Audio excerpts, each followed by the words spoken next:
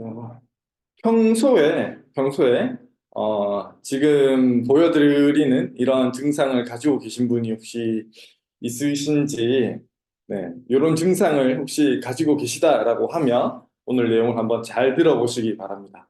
첫 번째 증상은 자고 일어나서 첫 발을 내딛기가 무서워요입니다. 특히 자고 일어났을 때 처음 발을 딱 바닥에 내딛었을 때 발바닥 쪽에서 또는 뒤꿈치 쪽에서의 통증, 극심한 통증 때문에 매우 고생하시는 분들이 있으실 텐데요. 그런 분들이 족저근막의 증상을 앓고 있을 확률이 많다라는 거고, 그다음 발이 아파서 오래 서 있기가 힘들다라고 하시는 분들, 이런 분들 또한 족저근막을 앓고 있을 가능성이 많습니다. 그다음 실내화라든지 뭐 푹신한 신발 같은 걸 신으면 괜찮지만 딱딱한 신발, 플랫 슈즈 또는 맨발로 바닥을 걸어 다니기가 힘들다라고 하시는 분들, 발바닥의 통증 때문에 힘들다라고 하시는 분들은 오늘 내용을 한번 잘 들어보시기 바랍니다. 또 족저근막염을 알기 전에 족저근막이 무엇인지에 대해서 먼저 알아야 되겠죠.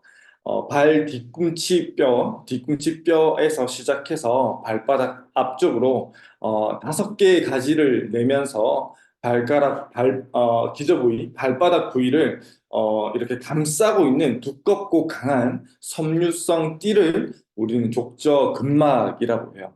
그 오른쪽에 이제 사진들을 보시면 알겠지만, 아주 발가락에서부터 발바닥 전체를 감싸고 있는, 인대성 막이라고 생각하시면 될 것 같아요. 인대성 막 정도로 생각하시면 쉽게 이해하실 수 있을 것 같습니다.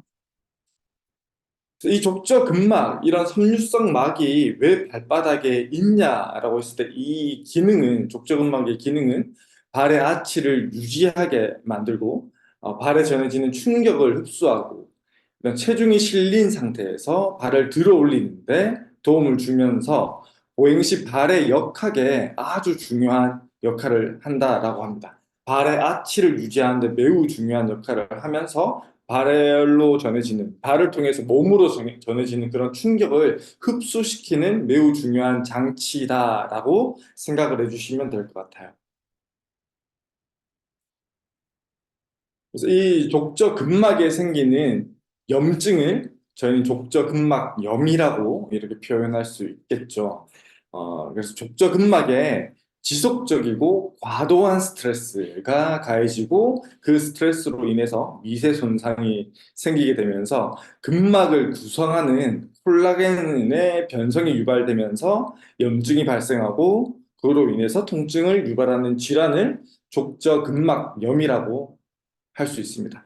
그래서 이 족저근막 자체가 아주 질긴 섬유성 막이라고 말씀드렸는데 이 막이 너무 뻣뻣해져 있거나 또는 이 막에 너무 과도한 스트레스가 계속 가해지다 보면 이 막이 찢어지겠죠. 미세한 손상으로 계속 찢어지게 되고 찢어졌다가 찢어졌다가 낫고 하는 이 과정이 계속 반복되면 저희가 이 흉터라는 조직들을 아시죠? 흉터가 생긴 그 부위가 좀 질겨지죠. 다른 피부 부위에 비해서 이 섬유성 막, 족저근막도 마찬가지예요. 계속된 미세 손상이 손상되고 치유되고 손상되고가 반복되면 그 부위가 굉장히 질겨지게 돼요. 콜라겐 변성이 일어나게 되면서 매우 질겨지게 되고 뻣뻣해지게 돼요. 뻣뻣해지면 또 이 악순환이 반복되게 되겠죠. 그래서 이 족저근막염이라는 게 대부분 만성화되는 경우가 많고 한 번 생기면 잘 낫지 않는 이유가 이런 악순환의 고리를 형성하기 때문에 잘 낫지 않는 그런 만성 질환 중에 하나입니다.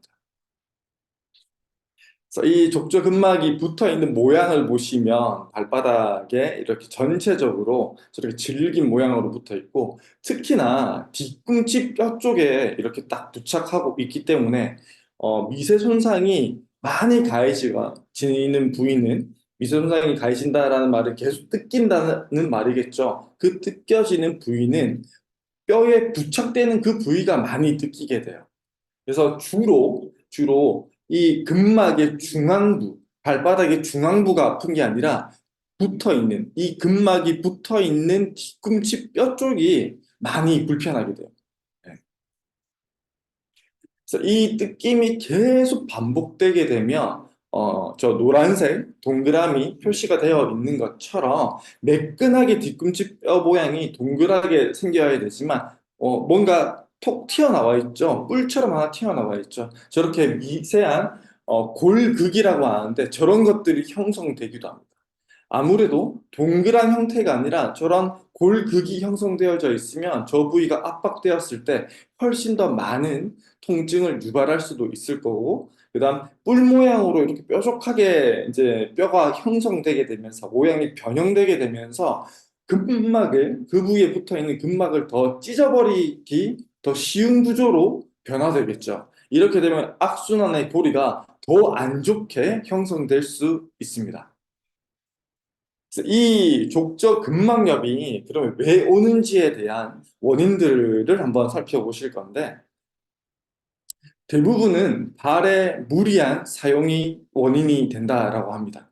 뭐 첫 번째로는 평소에 운동을 하지 않던 사람이 갑자기 많은 양의 운동을 한다든지, 예를 들면 뭐 10km 마라톤 대회에 운동을 전혀 하지 않다가 10km 마라톤 대회에 참여했다든지, 또는 오랜만에 뭐 등산, 산을 갔다 왔다, 트레킹을 갔다 왔다든지, 또는 운동을 하지 않다가 올해부터는 내가 열심히 운동을 해봐야겠어라고 하면서 뭐 조깅을, 러닝을, 뭐 걷는 운동을 갑자기 좀 많이 한다든지 하면 이 족저근막염이 발생할 수 있다라는 거죠.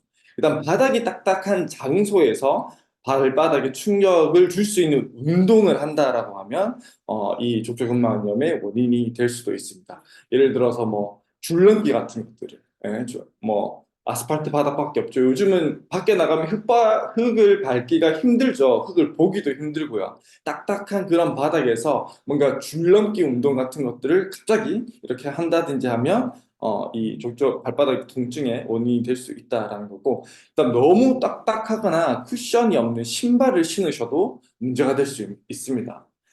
일단 과체중, 장시간 서 있기, 일단 하이힐과 같은 족저근막염에 비정상적인 부하가 가해지는 조건을 줄 수 있는 이런 환경을 제시하면 족저근막염의 주요한 원인이 될 수도 있다라는 거죠.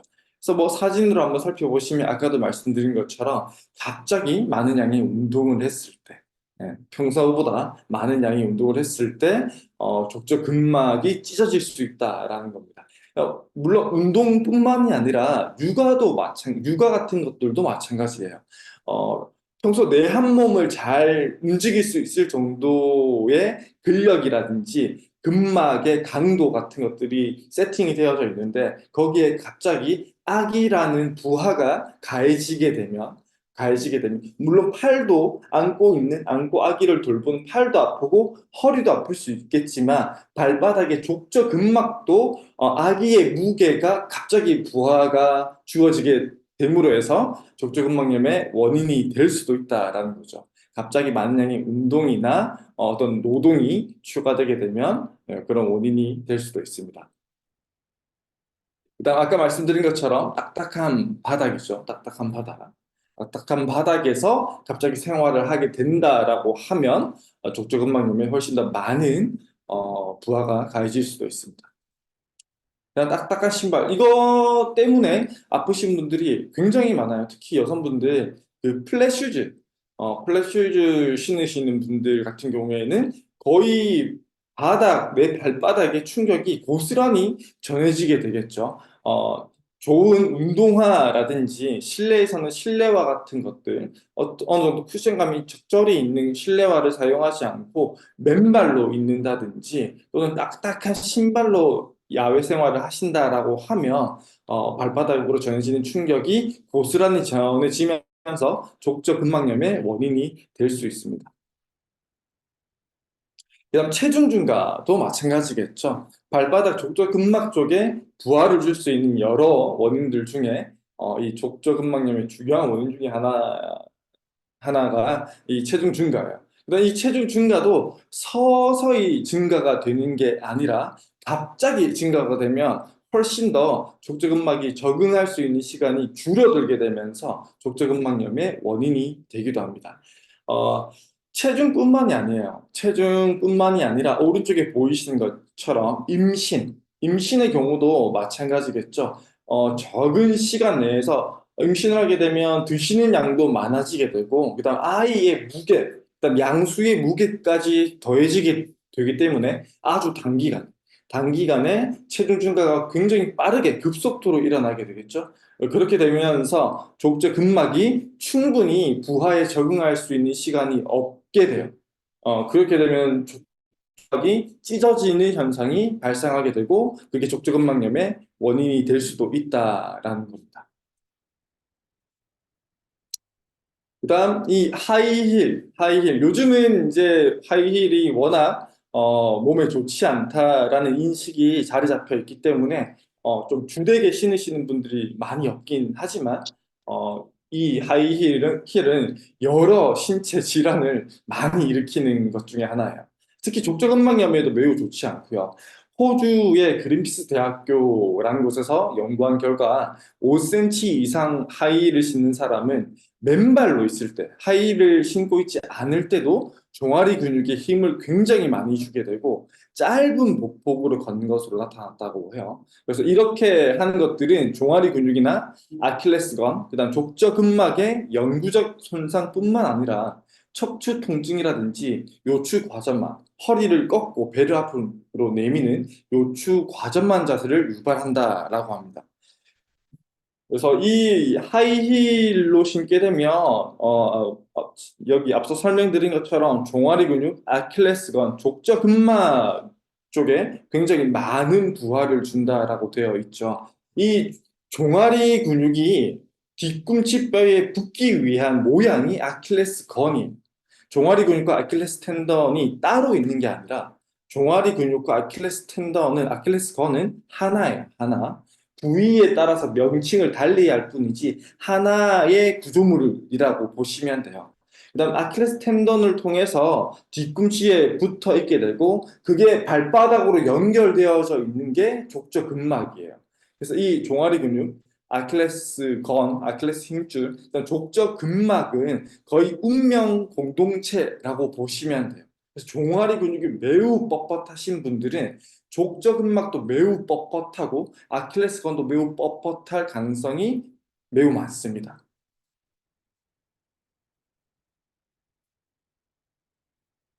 그다음 족저근막염을 일으킬 수 있는 원인 중에 하나가 발의 모양, 발의 변형, 발의 모양이 좀 달라져 있을 때 족저근막염에 매우 많은 영향을 줄 수 있다라는 거죠. 발의 모양이 제일 왼쪽에 보이시는 것처럼 평발인지, 그다음 가운데 보이시는 것처럼 요족형, 요족형이라고 하면 발의 아치가 매우 높은 거예요. 정상보다 너무 과하게 높은 걸 요족형이라고 하고 그다음 제일 오른쪽에 보이는 게 발의 아치 모양이 매우 적절한 정상적인 발의 모양이죠. 어떤 발의 모양을 가지고 있냐에 따라서 족저 근막에 가해지는 부하가 달라질 수 있다라는. 그래서 똑같이 이 사람들의 세 가지 발의 모양을 가진 사람들의 풋프린팅, 발바닥 모양을 보니까 이렇게 세 가지 형태로 나오더라라는 거죠. 그래서 제일 오른쪽에 보이는 거, 정상의 발을 보시면 정상적인 발의 발바닥의 모양, 조각 형태를 보시면 발 가운데가 하트 모양이 그려지는 것처럼 아치가 적절한 형태를 이루고 있으셔야 돼요. 내측 종아치가. 하지만 가운데 보이시는 것처럼 아까 말씀드린 것처럼 요족형 발 같은 경우에는 발의 하치가 과도하게 높은 형태라고 말씀드렸죠. 그래서 보시면 가운데가 아예 떠 있어요. 아예 떠 있어요. 발의 하치가 과도하게 높기 때문에 발의 가운데가 빈 공간, 닿아 있는 공간 없이 완전히 떠 있게 되고 반대로 제일 왼쪽 평발의 형태를 보시면 평발이라고 하면 아치가 완전히 무너져 있는 상태겠죠. 그래서 아치가 아예 없고 발의 빈 공간, 쿠션처럼 아치 형태가 전혀 없고 발바닥이 전체가 닿아 있는 모습을 보실 수가 있습니다. 그래서 이 사람이 걸을 때 적절한 아치를 가지고 있으면서 너무 무너져 있지도 않고 너무 올라가 있지도 않은 적절한 아치 모양을 가지고 있으면서 사람이 걷게 될 때 그 아치가 이런 무너졌다, 세워졌다, 무너졌다, 세워졌다 하면서 충격을 흡수하고 동시에 내 하체의 힘을 바닥에 잘 전달을 해줘야 돼요. 네. 아치가 무너지면서 충격을 흡수시켜줘야 되고, 다시 아치가 좀 단단해지면서 내 발의 힘을 바닥으로 잘 전달해 주셔야 돼요. 이 과정이 반복되어야 돼요. 그래서 아치의 형태는 적절하면서 적절히 잘 무너지기도 하고, 적절히 잘 세워지기도 하고, 말캉해지기도 하고, 단단해지기도 하면서 충격을 흡수하기도 하고, 내 힘을 바닥에 잘 전달하기도 해야 아주 건강한 발을 가지고 있고, 아주 건강한 아치를 가지고 있다라고 할 수 있습니다. 그래서 정상적인 발이라고 하면, 예를 들어서 우리가 맨발로 아주 고운, 보드라운 흙바닥을 걷는 것과 같아요. 발의 스트레스가 아주 덜 있겠죠. 발의 스트레스가 거의 없을 거예요. 매우 보드라운 흙바닥을 걷는 거라고 비유를 하자면요. 근데 반대로 평발이라고 하면 아치가 아주 무너져 있는 상태고 아치에 적절한 탄성이 없으면서 아주 흐물흐물거리는 상태예요. 그래서 뭐랑 비유를 해볼 수 있냐면 아주 보드라운 적당한 흙바닥을 걷는 게 정상적인 발이라고 말씀드렸지만 이 평발을 가지신 분들은 아주 푹푹 파인 말캉말캉한 모래사장을 걷는 것과 똑같아요. 그래서 발이 적절히 단단해져 있지 못하고 아주 말캉거리기만 하다라고 보시면 돼요.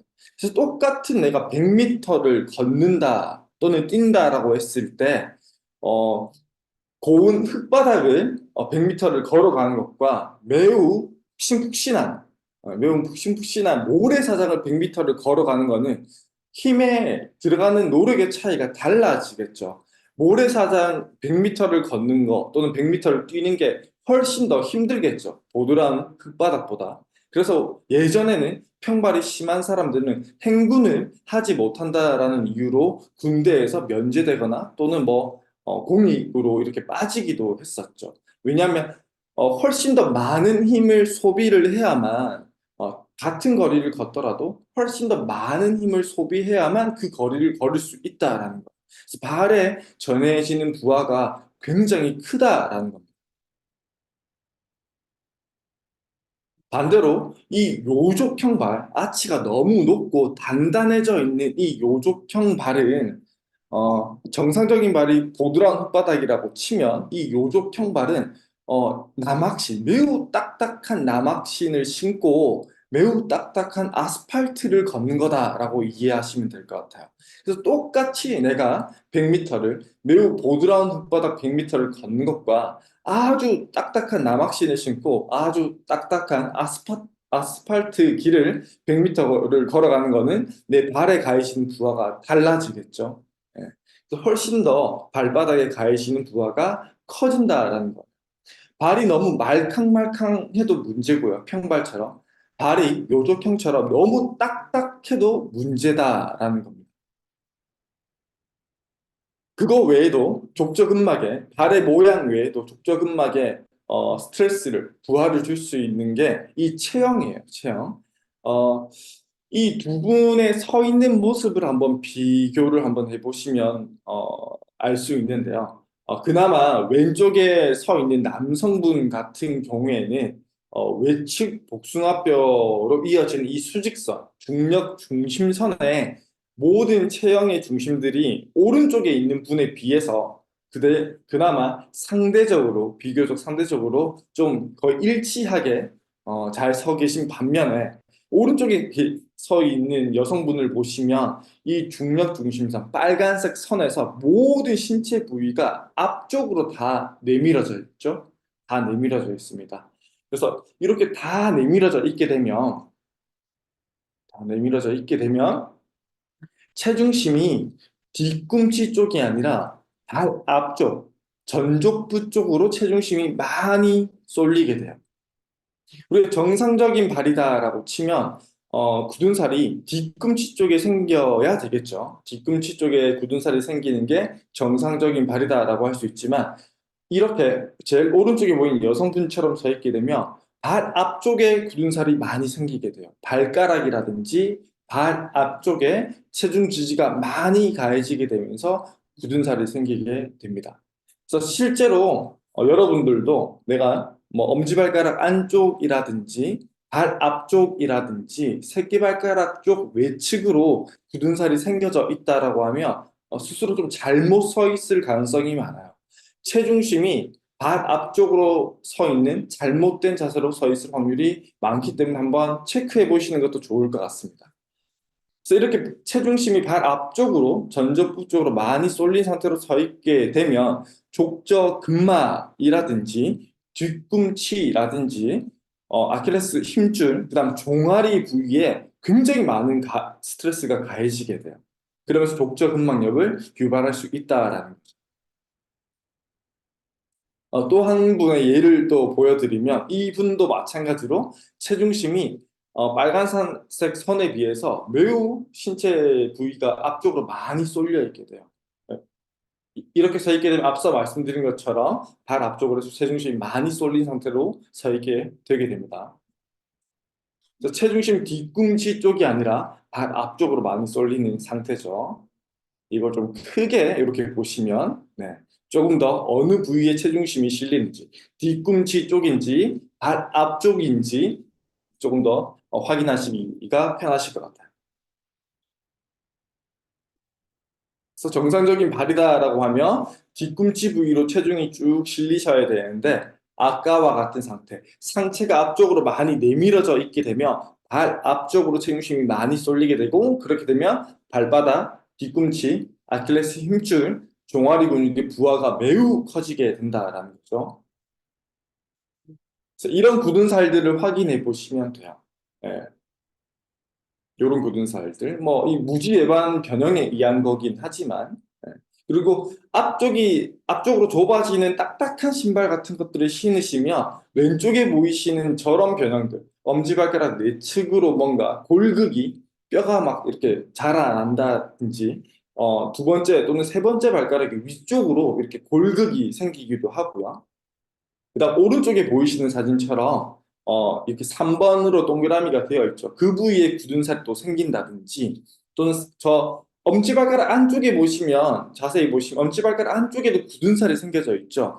저렇게 굳은 살이 생긴다든지 또는 새끼발가락 쪽 부위 쪽으로 발바닥 쪽에 굳은 살이 생긴다든지 하면 내가 체중심을 앞쪽으로 내밀어서 잘못 써 있구나라고 이해해 주시면 될 것 같습니다. 네. 그래서 발가락 쪽, 발 앞쪽으로 체중심이 이제 치중되신 분들 중에 특히 좀 번외긴 하지만 이렇게 무지외반증 경향을 가지신 분들이 많아요. 족저근막뿐만이 아니라 내 엄지발가락이 바깥쪽으로 휘는 무지외반증을 가지신 분들은 특히나 엄지발가락 안쪽으로 엄지발가락 내측 부위로 체중을 지지하시는 분들이 굉장히 많아요.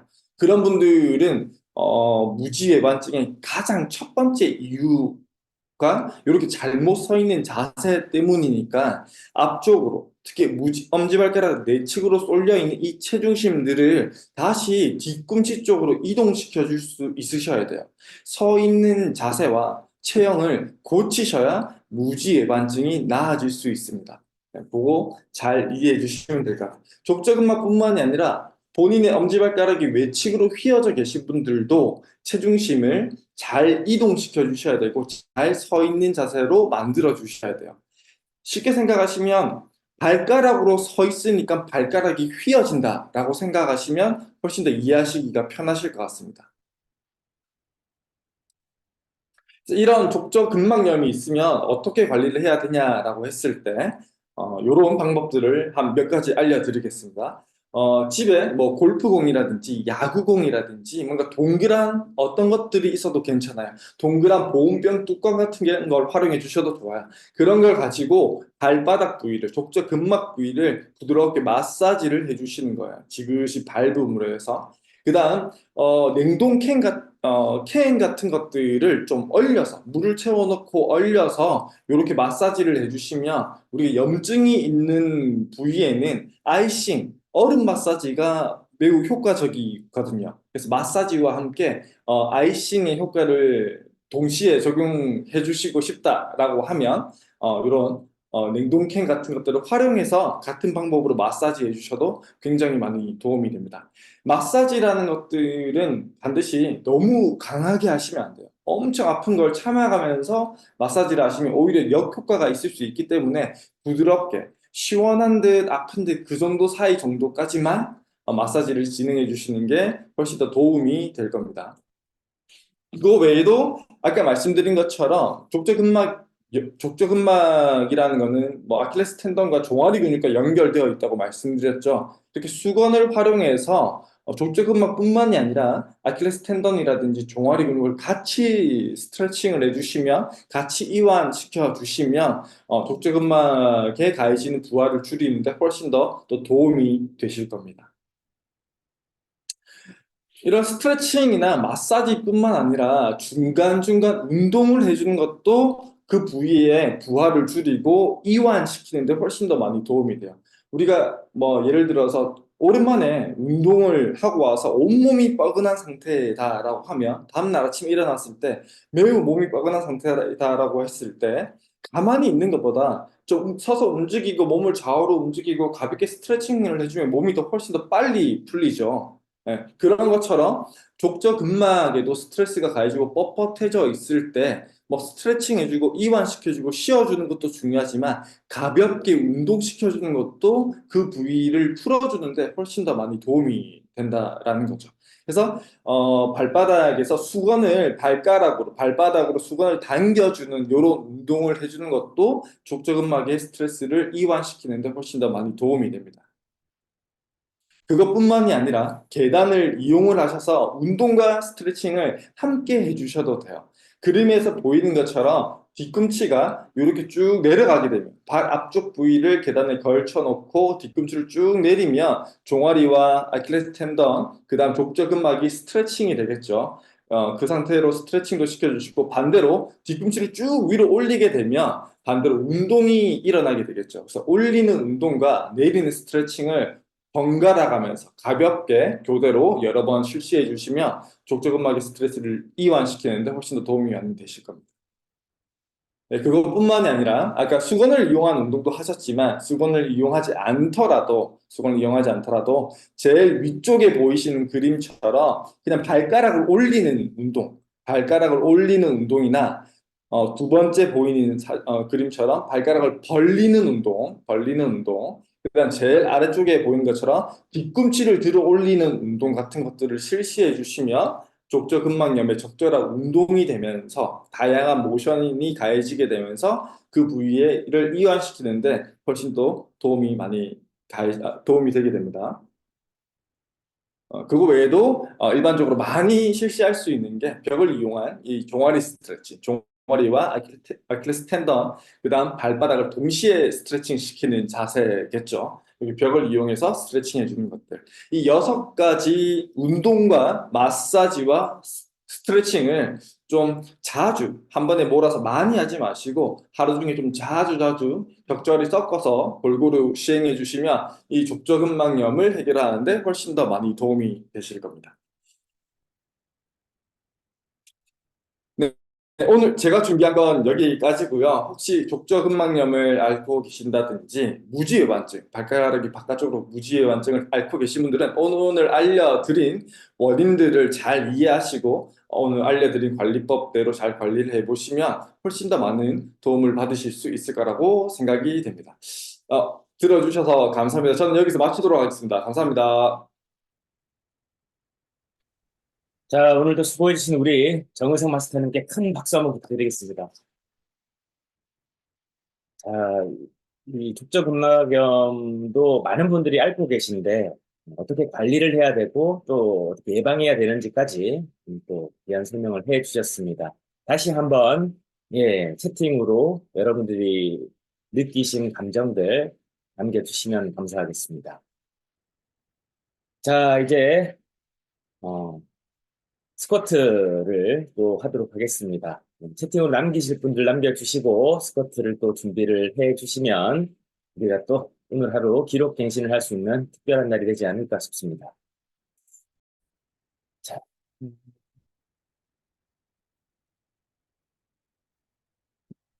미리 준비 운동 좀 하시고요. 무릎, 또 허리 좀 돌려주시고 발목도 좀 돌려주시고. 자, 지금 이 스쿼트 안 하시면 또 굉장히 섭섭해 하시는 많은 분들이 계신 걸로 제가 또 알고 굉장히 나름 뿌듯합니다. 자, 오늘은 어제 58개를 했는데 오늘 한 개 더 해서 59개를 하겠습니다. 10번씩 5세트 하고 마지막 9개를 더 하는 것으로 해서 오늘도 하루를 시작하도록 하겠습니다. 자, 준비하시고 자, 자신과의 약속을 지키는 여러분들이 아름답습니다. 첫 번째 10개 가겠습니다. 시작! 하나, 둘, 셋, 넷, 다섯, 여섯, 허리 세우고 일곱, 뒤꿈치로 밀어 올리기. 여덟, 코어 힘. 아홉, 시선은 전방. 열, 두 번째 이렇게 갑니다. 하나, 둘, 셋, 넷, 10개만 집중. 다섯, 여섯, 시선 전방. 일곱, 코어 힘. 여덟, 아홉, 세 번째 할게. 하나, 둘, 셋, 넷, 다섯, 코어 힘. 여섯, 뒤꿈치로 밀어 올리기. 일곱, 올라오면서 후. 여덟, 호흡 내뱉고. 아홉, 내려가면서 호흡 들이마시고. 하나, 네 번째. 둘, 셋, 넷, 다섯. 좋습니다. 여섯, 허리 세워야 돼요. 일곱, 여덟, 아홉, 다섯 번째 할게. 하나, 둘, 셋, 넷. 지금부터 운동입니다. 다섯, 여섯. 내려갈 때 천천히. 일곱, 여덟, 아홉, 9개 갑니다. 하나, 둘, 셋, 넷, 다섯, 코어 힘. 여섯, 몸이 앞으로 기울어지지 않게. 일곱, 2개. 여덟, 마지막. 후, 오케이. 자, 박수로 여러분들 오늘도 대견하시다고, 잘하셨다고 박수 한번 부탁드리겠습니다. 자, 호흡 조절하고 숨 고르기 잠시 하겠습니다.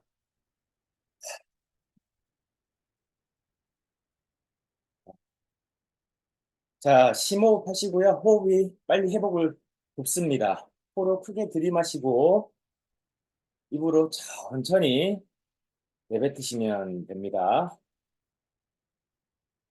자, 숨 고르기 하시고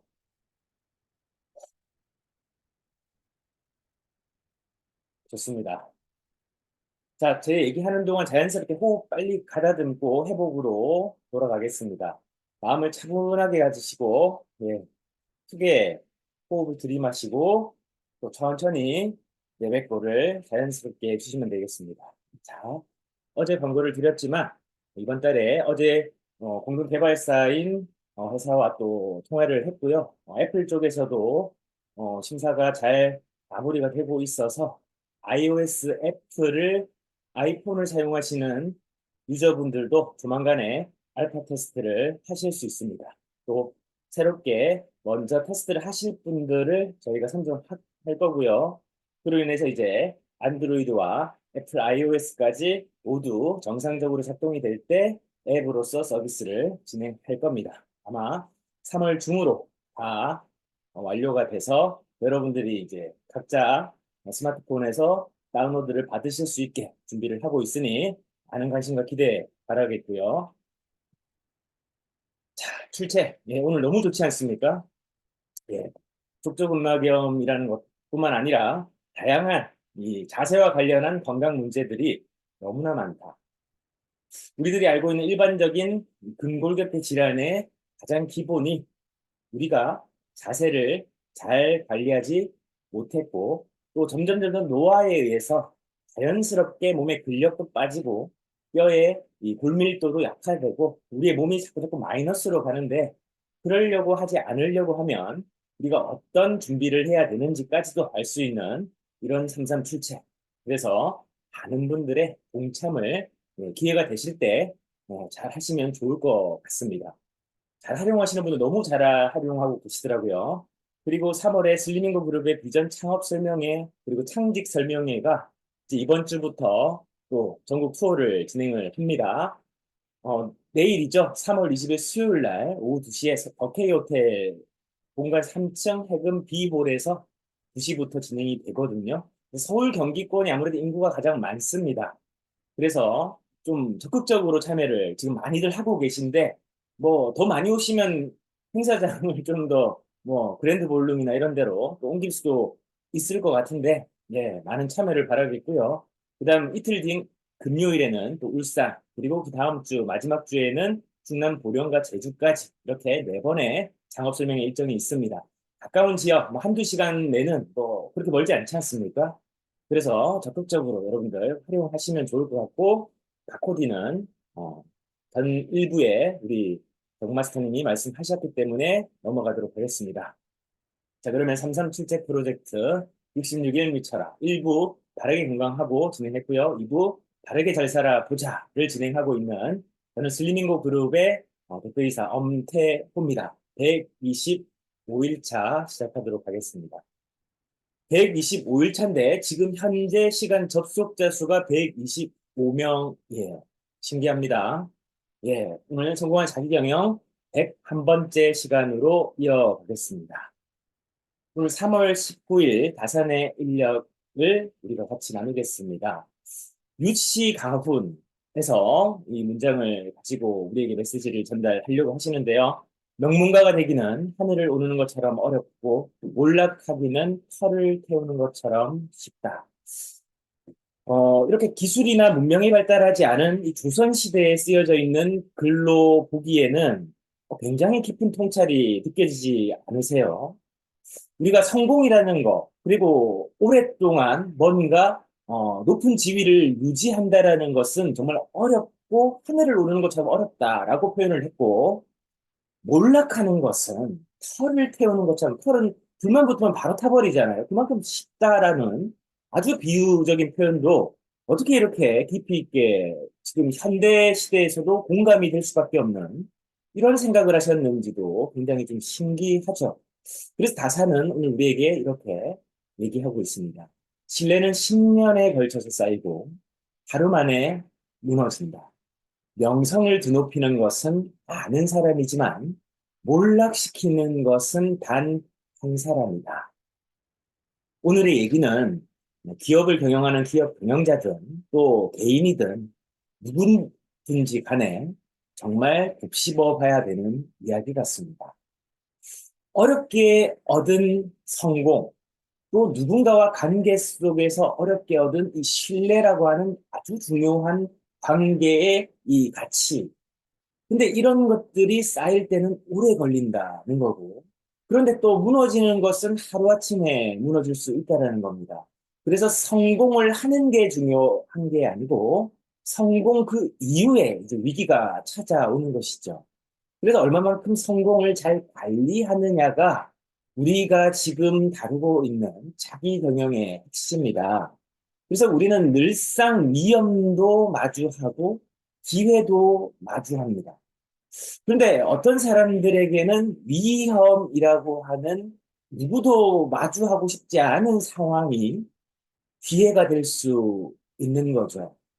그래서 준비된 사람이 위기에서 기회를 볼 수 있는 거고, 그런 안목을 가진 사람은 바로 준비된 사람이다.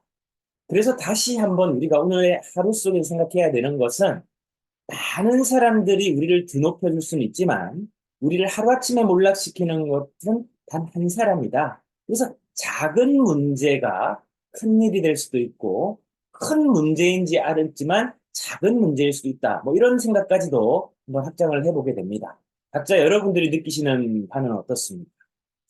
자, 그러면 오늘 우리가 이제 에드 마일렛의 한 번 더의 힘이라고 하는 책을 통해서 이 특별한 사람의 시간 관리 방법을 우리 삶에 어떻게 좀 녹여보고 적용해보고 여러분들과 저 각자의 시간 개념으로 한번 만들어 볼까?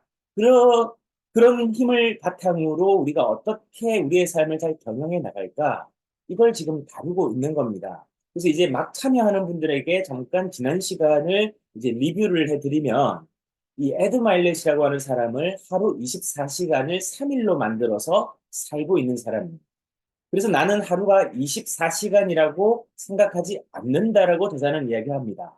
자, 보통의 시간은 24시간이 맞지요. 모든 세상의 기준은 이 그리니치 천문대, 영국에 있는 이 표준시를 기점으로 하루에 각자에 있는 지형과 지도와 위도에 따라서 그 시간을 정의하고 각자가 정의하는 24시간으로 살아갑니다. 그러나 이 저자는 완전히 상식을 뒤엎으라라고, 우리가 정의하는 시간은 우리가 단지 믿고 있는 것이라고 이야기를 하고 있는 것이죠.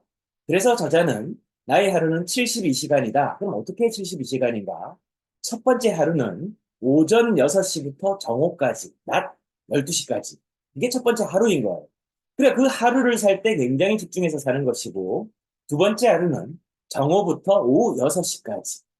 그리고 세 번째 하루는 오후 6시부터 자정까지를 이제 각각 하루씩으로 부여를 하고 24시간을 3일을 살아내는 그런 기이한 시간 관리를 우리에게 전파하고 있는 겁니다. 결국 주어진 하루를 3배로 늘려서 살게 되면 그 생산성 또한 3배로 늘어난다라는 것이 저자의 주장인데, 우리들이 이제 오늘 삶에서 각자 오늘 하루를 뭐 48시간으로 살아내는 사람, 또 어떤 분들은 50시간으로 살아내는 사람, 또 어떤 분들은 뭐 30시간으로 살아내는 사람, 각자의 시간 개념을 한번 생각해 보자라는 겁니다.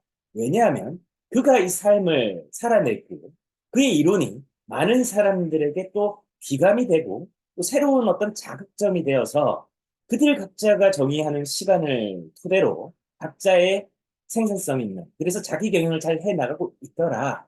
그게 지금 우리가 오늘 저자를 통해서 한번 생각해 봐야 되는 새로운 시간 개념이라는 것이죠.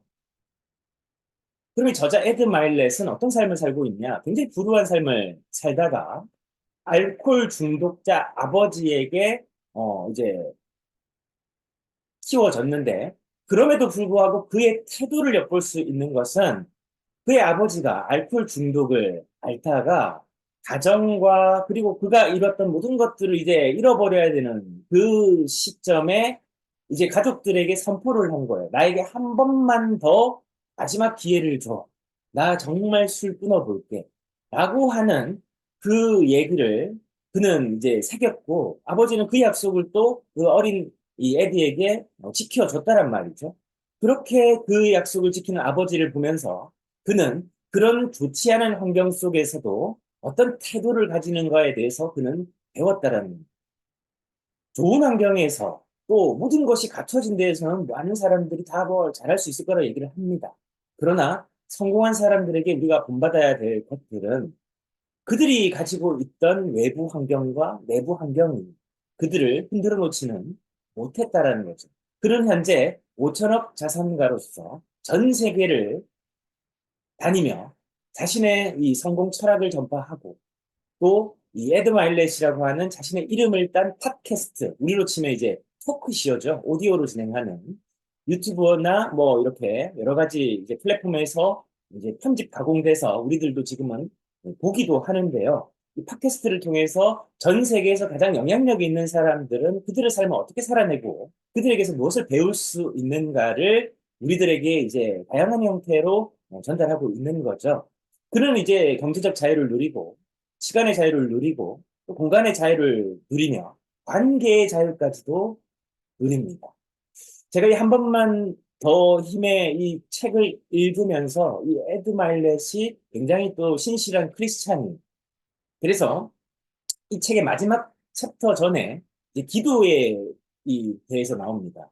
그는 그래서 운동을 하고 기도를 하고 하루에 철저한 루틴을 진행을 하면서 정말 중요한 것과 중요하지 않은 것들을 구분하는 그런 우선순위를 우리에게 다시 한번 이야기를 합니다. 그래서 여러분들은 한번 생각을 해보십시오. 여러분들의 오늘 하루에 있어서 가장 중요한 우선순위는 무엇입니까?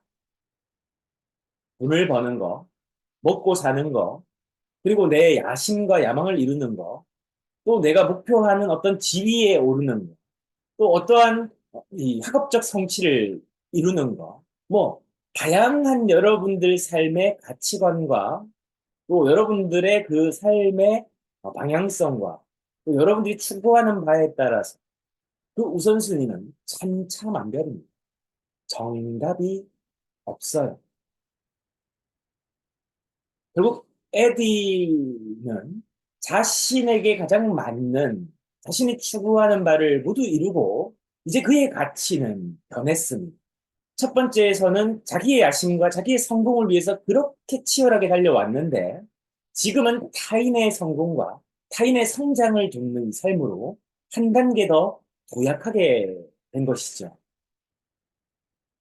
유명한 사회심리학자인 이 메슬로우의 욕구론에 따르면 우리가 추구하는 가장 기초적인 의식주의 1차원적인 욕구를 넘겨서게 되면 이제 사회적인 어떤 영향력 그리고 사회에 뭔가 기여를 하고자 하는 그리고 궁극적으로 자아를 실현하게 되는 그 단계를 설명하고 있습니다.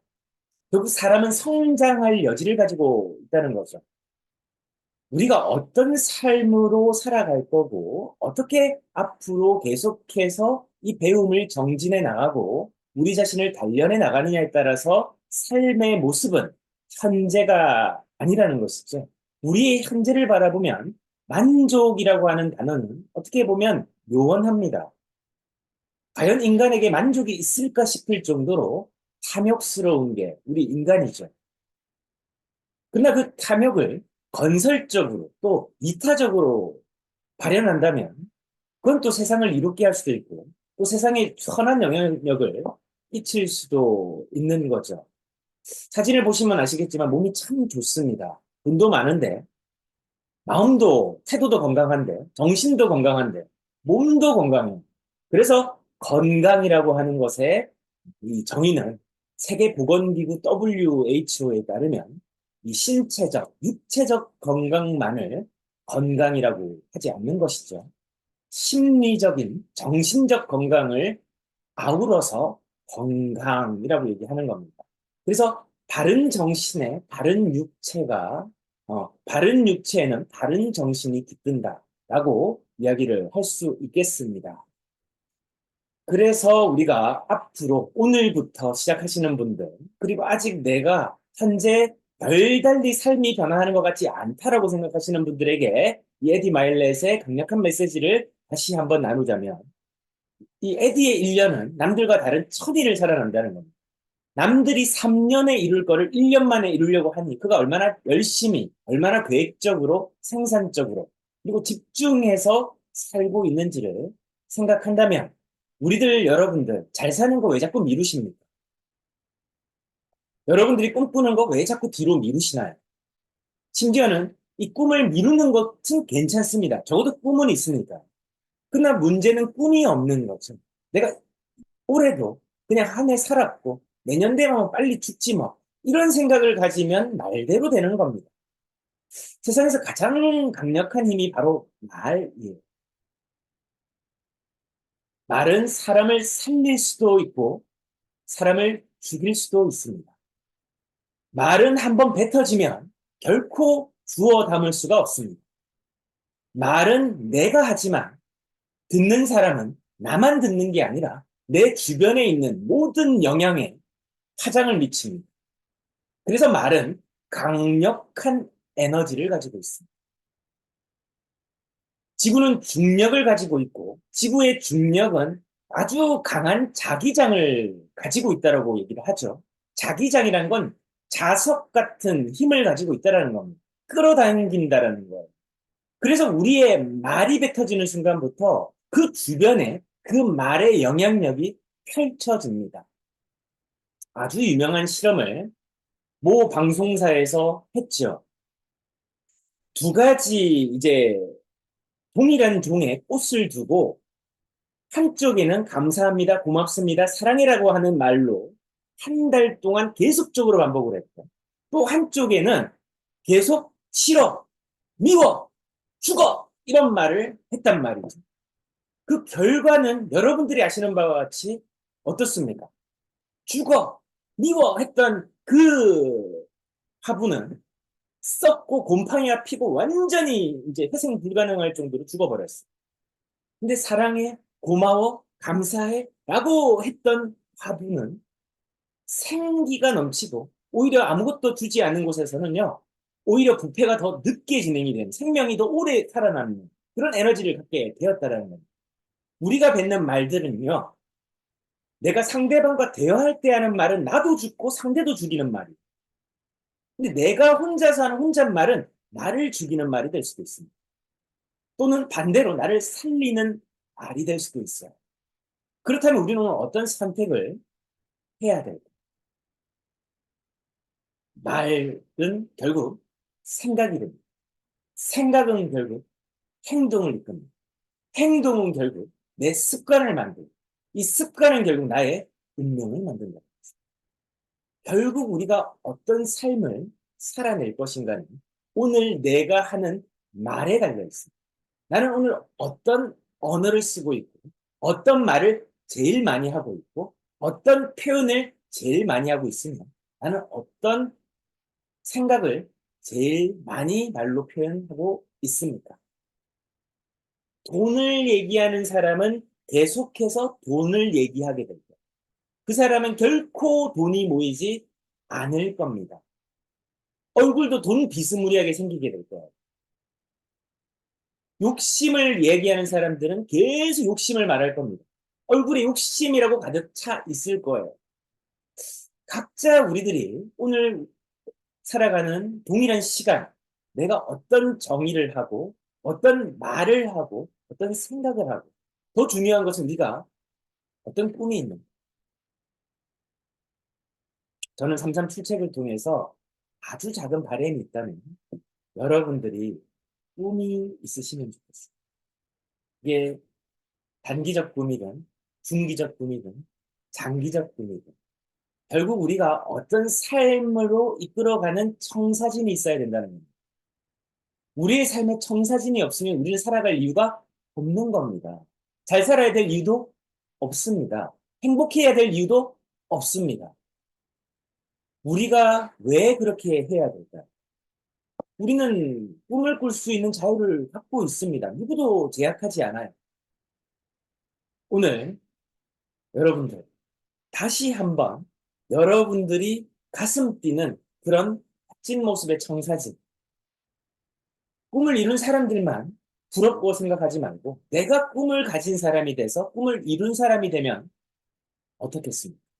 오늘도 여러분들은 누군가에게 꿈이 되고 누군가의 비전이 되고 누군가의 희망이 되며 누군가의 기감이 되고 누군가의 본보기가 되고 그런 멋진 하루, 그래서 진짜 어른으로서의 책임감 있는 하루를 살아내는 저와 여러분이 됐으면 좋겠습니다. 오늘 행복하고 즐겁고 또 왕성한 하루 보내시고요. 내일 뵙도록 하겠습니다. 감사합니다. 감사합니다. 감사합니다.